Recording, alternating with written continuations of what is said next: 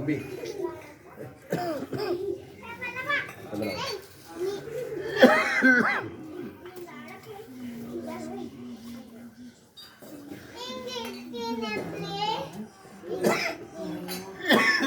அடிப்பாடு சதுர்வேதம் ஓம் அக்னிமீலே புரோஹிதம் யஜ்ஞஸ்யாதே மர்த்திஜம் ஓதாஹார்ணம் ஹரி ஓம் ஹரி ஓம் இதே தோர்ஜே த்வா வாயவஸ்ஸோ வாயவஸ்ஸ தேவோபஸ்ஸிதா பிராப்ய சேட்டதமாய கர்மணே ஹரி ஓம் அக்ஞாயாய வீதயே ஞானோ விதாதயே யோதாசி பரிவிதி ஹரி ஓம் தன்னோ தேவி அர்பிட்டயாவோ விதே ஸ்ரீயோர் விஷ்ணுவந்தனः ஹரி ஓம் ஓமித்யக்ரே வியாஹரேத் நமயிதி பஷ்சாத் நாராயணாயேத்ய பரிஷாத் ஓமித்யேகாட்சரம் நமயித்தேஷரே நாராயணாயேதி பஞ்சாட்சராணி ஏதத்வை நாராயணஸ்யாஷ்டாட்சரம் பதம் யோகமை நாராயணஸ்யாஷ்டாட்சரம் பதமத்யேதி அணுபிரவசர்வமாயவேதி நிதே பிராஜாபத்யம் ராஜஸ்போஷங்கோ பத்யம் ததோபிரதத்னமட்டுதே தோர்தமட்டுதே ஏவம் வேதா இத்யுபனிஷத்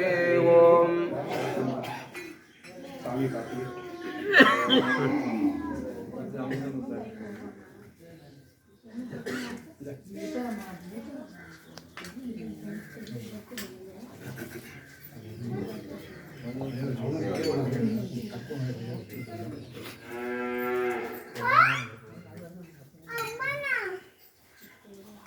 அரளிப்பாடு ஸ்தலபுராணம்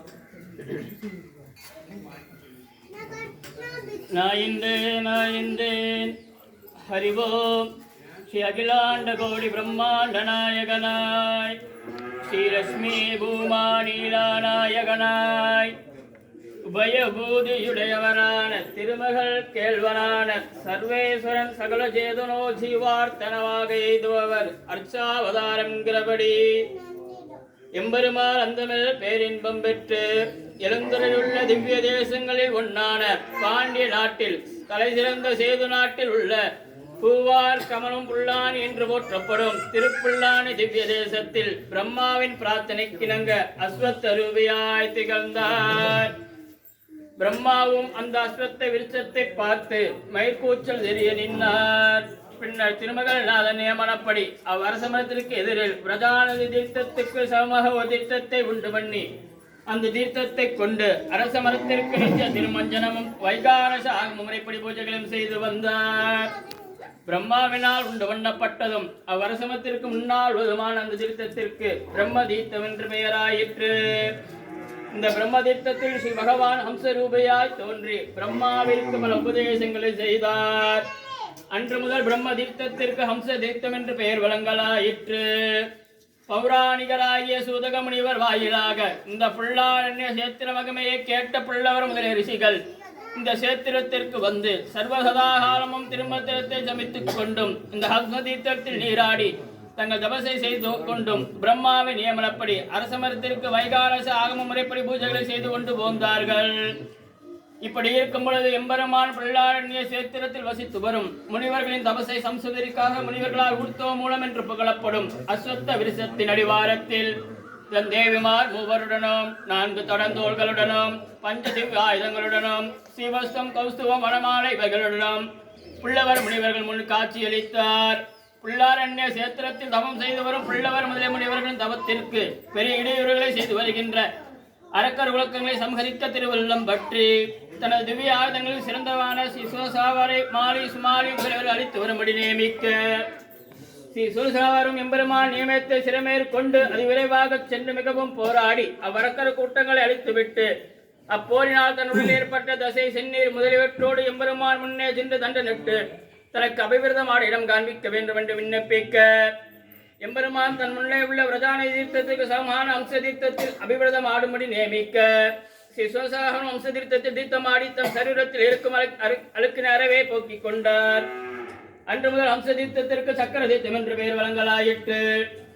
ஸ்ரீ சுவசாவாகிறாடி அந்த தீர்த்தத்தில் நீராடி பித்திருதர்ப்பணம் முதலியவர்களை செய்து தெய்வ சிறாரை சேவிக்க இப்புறவையில் பாவம் சர்வ வியாதிகளும் பித்திருசாபம் முதலில் நீங்கும் என்றும் புத்திரவேல் இல்லாதவர்களுக்கு புத்திர வாக்கியம் அஷ்ட ஐஸ்வர்யாலும் கிடைக்கும் என்றும் ஸ்ரீ சுரசால வழியும் சாதித்தருளினார். ஸ்ரீ ராமபிரான் சீதாதேவியை தேடி இலங்கை செல்லும் வழியில் இந்த புல்லாரண்ய கஷேத்திரத்தில் தங்கி சக்கர தீர்த்தத்தில் நீராடி தெய்வச்சிலையாரை பிரார்த்திக்க தெய்வச்சிலையார் தன்னிடமுள்ள ஆயுதங்கள் ஒன்றான ஒளிமயமான திவ்ய சாபம் என்ன வில்லை அருளினார். அந்த திவ்ய சாபத்தை கொண்டு ராவணாதிகளை வதம் செய்து சீதாதேவியோடு அயோத்திக்கு செல்லும் பொழுது புல்லாரண்ய கஷேத்திரத்தின் மகிமை சீதாதேவிக்கு விளக்கி அருளினார். கல்வகால ரிஷிகளின் வேண்டுகோளுக்கு நாங்கள் நித்திய சாநித்தியம் செய்து வருகிறார். ஸ்ரீ குருகூர் சரகோபனின் திருவாய் மொழியையும் ராமாயண மகாபாரதம் முதலிய இதிகாசங்களையும் நாள்தோறும் கேட்டு மனுபவிக்கு பெருமான் என்கிறபடியாலே அரட்டணமூக்கி ஆளினாடான் போன்ற பல விருதுகளுடைய திருமங்கை மன்னன் தம் பாடிய திருமடலில் புல்லாணி தென்னந்தமிழை வடமொழியை என்று தெய்வச்சிலையார் இயற்றத்தை அருள் செய்கிறார். ஸ்ரீ தெய்வச்சிலையார் வானகமுய்ய அமருய்ய கடல் சூழ்ந்த மண்ணுலகம் வாழ மனுஷருய்ய துன்பமிகு துயரகல சுகமலர் அகம் மகிழும் தொண்டர்கள் வாழ செலும் தரம் பூஞ்சோலை சோழ்ந்த இன்னும் ஏற்றத்தையுடைய திருப்புல்லாணி திவ்யேசம் தலைக்கவே நித்திய சாநித்தியம் செய்திருக்கிறார். जय विजयी भव सेतुराज मध्यस्थ पुल्लारण्य निवासने पद्मासनी जगन्नाथाय जगन्नाथाय मंगलम्.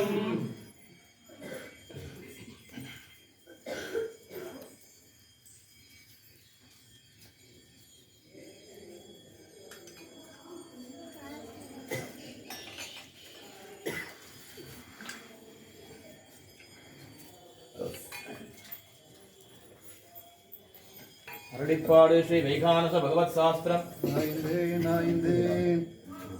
श्री लक्ष्मी वल्लभ आरंभ विगतो मुनिमध्यमा अस्मदाचार्य पर्यन्ता वन्दे गुरु परंपरा. नारायण पितायस्य माता च हरिप्रिया दुर्गादि मुनय पुत्रा तस्मै श्री विघ्नसे नमः. अथ विष्णो नित्यार्चना विधिं व्याख्यास्य अर्चहो नित्य कर्माणि च कृत्वा भस्माक्ष तुलसी धामानि धारयन् केशवादी द्वादश नामाभिर्ऊर्ध्वपुण्ड्राणि द्वादश कुर्यात्. स उत्तरीय उष्णीशा अङ्गुल्यगः उभयपवित्रं धारयन् अधो देवादीनामालयं प्रदक्षिणीकृत्य विमानमिति विमानमस्कृत्य द्वारस्य दक्षिणबाहे मणिं प्रपद्य इति मणिं प्रणम्य अर्चयेत्. स्वस्ति नो स्वस्ति नो दिर्वणः स्वस्ति पूषासुरो ददातु स्वस्ति यावादिषु देवा स्वस्तये वायुप्रवाहै सोमं स्वस्ति वनस्य यस्पतिः बृहस्पतिं सर्वगणं स्वस्तये स्वस्तय आदित्यासो वसुमनः विश्वे देवानो अद्य स्वस्तये वैश्वानरो वशुरग्नि स्वस्तये देवावनवस्तये स्वस्ति नो रुद्रभातं वसः स्वस्ति मित्रा वरुणा स्वस्ति मध्ये रेवते स्वस्ति न इन्द्रश्चाग्निश्च स्वस्ति नो दिने कृते स्वस्ति वन्तामनुचरेम सूर्या चन्द्रमसा विव पुनर्ददानदा शङ्खमे मगे स्वस्तयं दाक्षमरिष्टने महद्भूतं वायुसं देवतानाम् असुरकमिन्द्रसगं तमत्सु गगज्जलो न विवादो वेम अगम्भो मुजमाङ्गिरासयेन्द्रस्यात्रेयं मनसा दार्शं प्रयतमानि शरणं प्रपश्यन्ति सम्पादो वैष्णवस्तु येषामासि आदि वैकानसानां जन्मक्षेत्रे नैमिषारण्य भूमिः देवो एषा देवकी पुण्यराशिके एषा पादत्ममरत्ये भव्याय मणिवर्याय परिभूताय आत्मने योः प्रभासमेधाय श्रीवैकानसायोङ्गरं लक्ष्मीवल्लभ संकल्प वल्लभाय महात्मने श्रीमद्भगत सेवोय नित्यश्री नित्यमङ्गलम्.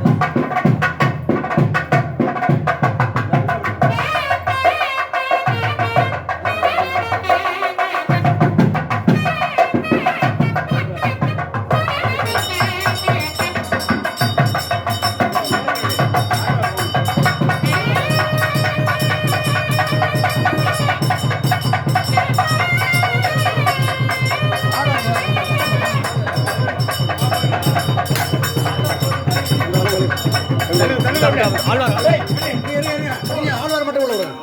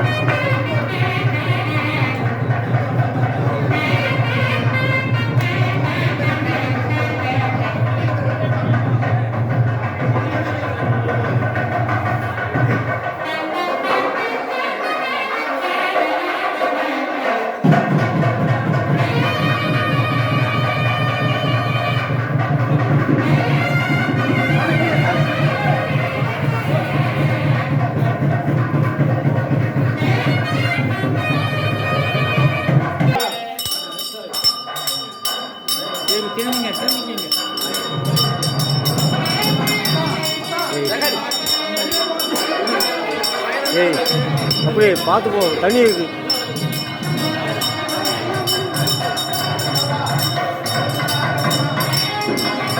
ஆமாம்